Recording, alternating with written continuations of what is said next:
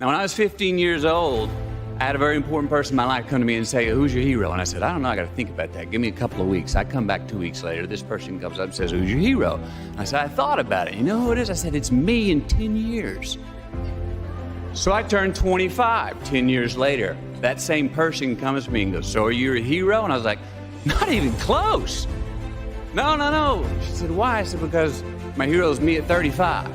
So you see, every day, every week, every month, and every year of my life, my hero's always 10 years away. I'm never going to be my hero. I'm not going to attain that. I know I'm not. And that's just fine with me because that keeps me with somebody to keep on chasing." So, any of us, whatever those things are, whatever it is we look up to, whatever it is we look forward to, and whoever it is we're chasing, to that I say amen. To that I say, all right. So what you just watched was the acceptance speech by Matthew McConaughey for his work in Dallas Buyers Club. I think that was made in around 2010, and it has stuck with me. And I think I watched it by happenstance in real time. And I remember watching that and realizing that there was a lot more to Matthew McConaughey than one might think. And this was many years down the line from when he first started. He started in the early 90s, straight out of college. What's funny is his first words that he ever mentioned on screen. It doesn't happen in the chronological order that it happens in the movie, but the first words that he ever uttered that were recorded were probably some of his most famous. The all right, was his first line he ever said, and it wasn't a part of the script. He was having a mental checklist in his head of, what does this character love? He loves his car. He's got his 70s, whatever it was, Camaro. It was a hot rod. He likes his weed. There's weed in the car with him. His two buddies that he's riding with have it.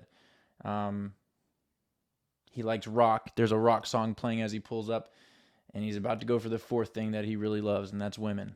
So as he's rolling up, he says, all right. But as far as the book that I'm covering, it's Greenlights by Matthew McConaughey. As always, I take off the jacket. It was like a half jacket that had his face on it looking off into the distance. And I think Matthew McConaughey is a very handsome man. It was not something that I was particularly interested in keeping. As always, I took it off. So still a pretty cool design. It's called Greenlights. Just Keep Living is one of the... J.K. Livin was a recording album or recording label that he had, and I think every new venture that he starts has some form of Just Keep Living as his moniker, I guess. So that's the book we're covering. This is one of the rare books that I would say would be great as an audiobook because he is the one that narrates it. So I'd be really interested to hear about that from him. And throughout this book, Matthew McConaughey does this. He's just a wild person, and I tend to think that a lot of celebrities do end up being a little bit wild, but he was wild even in his youth, and it was because of his upbringing. So like some of the things that he mentions in this book, his dad went out the exact way that he wanted to, doing the thing he loved most.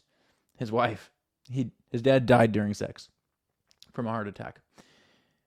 There was another instance in the book where he's describing, he went on a 36-hour bender after University of Texas at Austin beat the then undefeated Nebraska Cornhuskers 24-20. And that bender that he went on after, ending with him playing bongos at 2:36 a.m. in his apartment, smoking weed off a one-hitter. And how the cops busted in and arrested him. And while he's going down this narrow alleyway towards the police car, he's got his hands cuffed behind his back. In this stupor that he's put himself in, he's like, I can get out of this. And he tries to, in his mind, he pictures doing like a Spider-Man-esque somersault where he uses his legs to climb up the two walls on either side of him and does a flip. And then while he's doing the flip, he plans on bringing his hands underneath his legs and out in front of him so that he can escape. Of course, that didn't go very well for him. And then another thing that he keeps mentioning, just to solidify how strange of a person he is, he kept having this wet dream. And it wasn't about a wet dream that you would expect. It was him floating down this river, the Amazon River, actually. But it was in Africa, and the banks of the river were lined by African tribesmen. And it actually drove him to a lot of different experiences. When he had the wet dream the first time, he went actually to the Amazon River. And he did it in a really cool way, taking days and several different modes of travel to get there, relying on the locals. And I thought that was really cool. And then he had the wet dream again 5 years later. And that took him to Africa. And there was a totally different, really cool experience that he had from that. So, well, I don't remember having a wet dream recently. And he was in like his 30s when this was happening. So it wasn't like he was still a young child, going through those changes. So I haven't had any of those, but maybe I should start trying.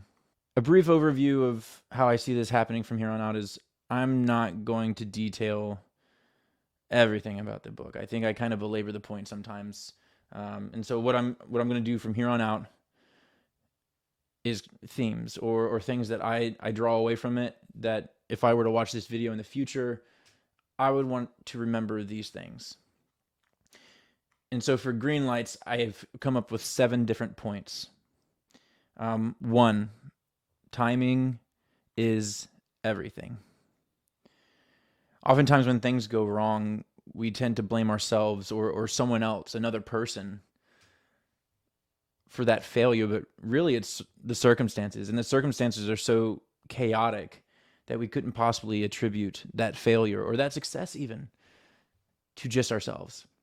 Or just one other person. It's a myriad of things that go into whether you're successful or a failure at what you're going after. And it's kind of, I mean, there's concepts, scientific concepts like entropy, where the galaxy is progressively getting more chaotic. It's not getting closer towards order; it's getting more chaotic, and it can be expressed in mathematical terms. So it's not like this is just being made up, and it's not like Matthew McConaughey had one too many hits off that one hitter before he said something that drove this thought about timing is everything.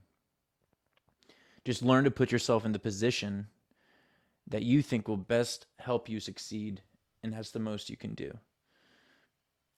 And I think people our age get hung up on that failure and why it happened when there's no possible way that you can explain it perfectly. Matthew McConaughey goes on to tell a story about how he switched vehicles his senior year of high school. He used to have this kind of beat up, small Dodge pickup truck that he had stalled a loudspeaker in, and he'd holler at women from it in the parking lot. He'd sit in it and, spit game to these women, and it would work. And in his senior year, he decided he got caught up going to a used car dealership or something, and he bought a 350Z T-top candy apple red. And he thought, oh man, I am surely going to be successful from here on out in everything that I choose to do with these women, because now I've got the hot rod to match. And instead of that happening, the exact opposite happened. The women lost interest in him. And he was like, how could this possibly be? And he'd lost his truck. He stopped putting the effort, the hustle, the mudding, and the megaphone. He quit all that and tried to look cool, and he lost his uniqueness in doing so. He lost what made him fun, because he was trying to be so cool. And so I think the point here is embrace your uniqueness. Whatever it is that you offer, whatever it is that you are, that's uniquely something that you can provide for others. And so you need to embrace that uniqueness. I have often been told that I'm pretty strange. In the way I think, in the way I act, I'm goofy, whatever, what have you. And that's me. And I can't be like anyone else. I'm not going to do it as well as them. I'm going to do me the best. So I'm going to continue to try to do that. And I think that's the point he's trying to make here, is he lost what made him so fun, and that was his uniqueness. Another story, he's at UT Austin. Matthew McConaughey is at UT Austin.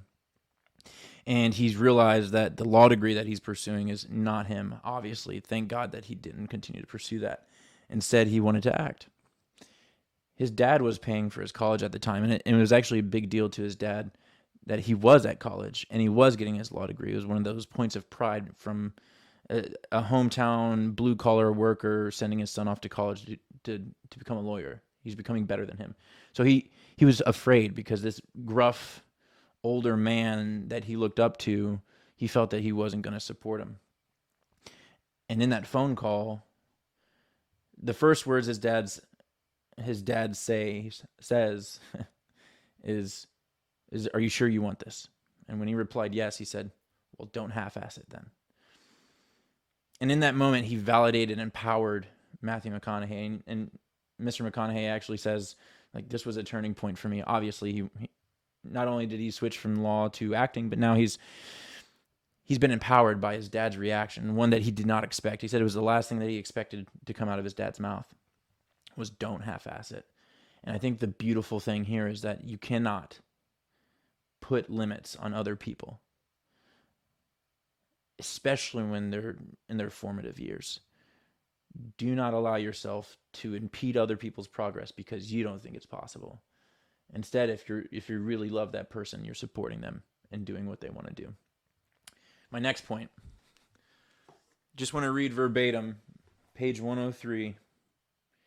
And I know I said that I was just going to draw broad points, but it was just good, and it's short. So, we are not here to tolerate our differences. We are here to accept them. We are not here to celebrate our sameness. We are here to salute our distinctions. We are not born into equal circumstances or with equal abilities, but we should have equal opportunity. And as individuals, we unite in our values, celebrate that. I thought this was cool because you learn to celebrate differences. In fact, while in Africa, Matthew McConaughey was sitting with these two men that were having an argument because they saw a Muslim woman who was choosing to be a prostitute, and they were on opposite sides of the argument. One was saying that she shouldn't be doing that because that's against Muslim customs, and the other one was saying while she's a woman, she has her own right. This was a little bit ago, and I guess in this certain area in Africa, they're a little bit behind the times on empowering women. But Matthew McConaughey, thinking I'll help them on this path to enlightenment, said, I don't think she should because it's not right to. She's young and she has her health and she's jeopardizing that. And he was interrupted as he was trying to explain why it wasn't right. And the guy said, it's not about right or wrong. This argument, this discussion, this debate is about understanding each other.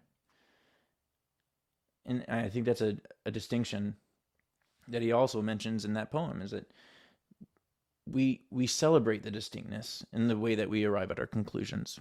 We don't celebrate sameness. And we try to understand each other and we try to support each other doing that. So instead of trying to prove who's right and who's wrong, it's more important that you understand each other. And I think that's something that's not very American at all. And sometimes it can be confusing. In fact, it confused Mr. McConaughey for a while as well. And so it's important, I think, to try to understand each other first by understanding the problem or understanding how they're viewing the problem, as opposed to, I'm right and here's why. 6th point. Around 2005, 2006, Matthew McConaughey had kind of fallen into being the rom-com main man because he was able to bring a little bit of edge to it and keep the genre fresh. But he was tired of being put in that niche. And so for 22 months, he has 2 babies and a significant other that he's trying to support and keep that same lifestyle. But for 22 months, he doesn't accept a single job because the only jobs offered to him are rom-com jobs. And even initially, they were saying they were offering like $3.5 million for a certain role, and he continued to turn it down, and it kept going up $8 million, $12 million, all the way up to $14.5 million, and he still turned it down. And he didn't see the end in sight. He was actually losing his mind a little bit. And he wasn't getting any offers until he was forgotten. Once he'd become a bit obscure over the course of those 22 months, almost 2 years, he could be cast in these new types of roles. And that led to The Lincoln Lawyer, Killer Joe, The Paperboy, Mud, Bernie, Magic Mike, Dallas Buyers Club, True Detective, Wolf of Wall Street, And then one of my top 5 favorite films is a result of him holding out like this, Interstellar. And none of these that I mentioned are rom-coms. They're all very different roles. And I thought that was cool. And I think it's him becoming obscure, which in Hollywood is a little bit vapid of a very topical description, obscure. I mean, you've been an A-list actor for 15 years at this point. It's important to establish what makes you unique, what makes you valuable, what provides you with things that you can offer to others, and then holding to that and holding to your ideals, because that's all you've got. In the end, Hollywood's going to forget Matthew McConaughey. No offense to you, Mr. McConaughey. Hundreds of years from now, people are going to forget about that, right? And what will be remembered is the legacy that he passes down to his children and in turn to their children. That's what's important, is the legacy. And I thought that was cool. I thought him going through that hardship, that pain, that doubt, and everything's relative. Him going through that doubt, but holding to his morals says so much about him, and it makes me respect him all the more. And I wanted to end it with a little bit of a quote. As far as my 7 points goes, this quote goes as such. Unimpressed with my success, I was involved in it, wanting what I needed and needing what I wanted, making those ends meet. The more successful I became, the more sober I got. I liked my company so much I didn't want to interrupt it. He's finding happiness because he's making the needs and the wants meet. They're one. And he's unimpressed with his success. He's an A-list actor. He has access and placement to wherever he wants to go. And he still chooses to pursue things, new things, exciting things. He's partnered with Long Branch, which is my favorite bourbon right now. He's an ambassador with them.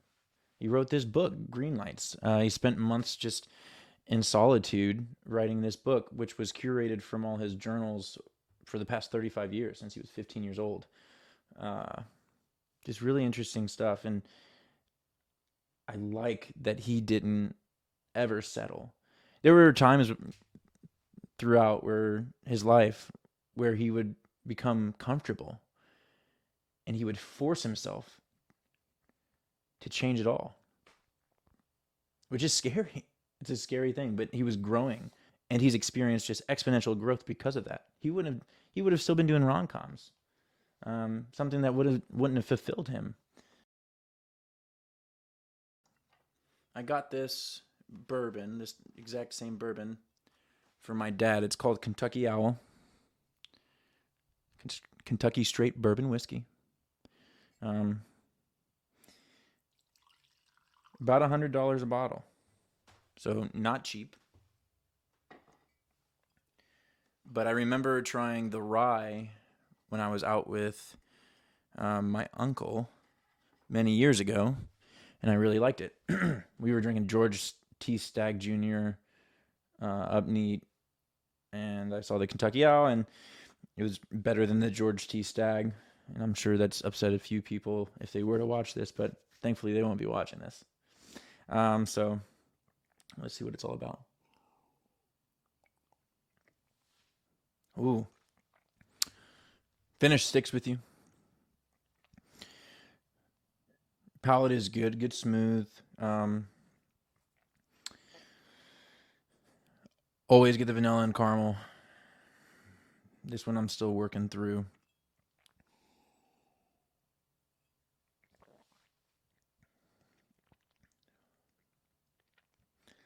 I'm getting like a fruity up front smell on the nose, which I don't mind at all.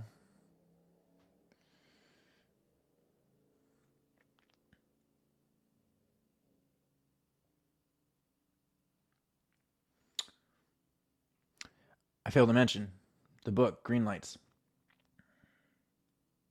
It was interesting. And I always like seeing the opposite side of things. Because you see the Matthew McConaughey that's portrayed in the films. Again, on Interstellar, he was just magical. Loved his performance there. But seeing this like more raw side of him, this more personal side of him, seeing the actual photocopied versions of his journal was just cool. It was like a weirdly intimate thing. Like he's offering you this little glimpse into his life. And so I liked that a lot. I think the writing was good. At times he would wax poetic. That's kind of my phrase right now, wax poetic. And yeah, he just tried to get a little bit too artsy with it at times, but then again, he is an artist, so I guess I can't blame him for that. I'm going to give the book, because I respect the man. The storytelling was amazing and cool. Like, just, you'd have to read it or listen to it on audiobook, like I've mentioned. I'm going to give it a 4 out of 5. I think that's like my second best book this year, behind Early Riser. If you haven't read Early Riser yet, you're watching me for a reason. Early Riser by Jasper Fforde, then Greenlights by Matthew McConaughey. But as for the Bourbon, smooth but relatively unremarkable. Has that nose of kind of berries, and then finishes pretty solidly. Has a nice round feel to it. And by that I mean it's not punching you in the face. It feels good. I'm going to give it a 3.3. 3.3. Kentucky Owl. Greenlights, 4. Kentucky Owl, 3.3. But finishing this quick little podcast off with that same chant that I do every time. Same motto. Up to it, down to it, damn the man that can't do it.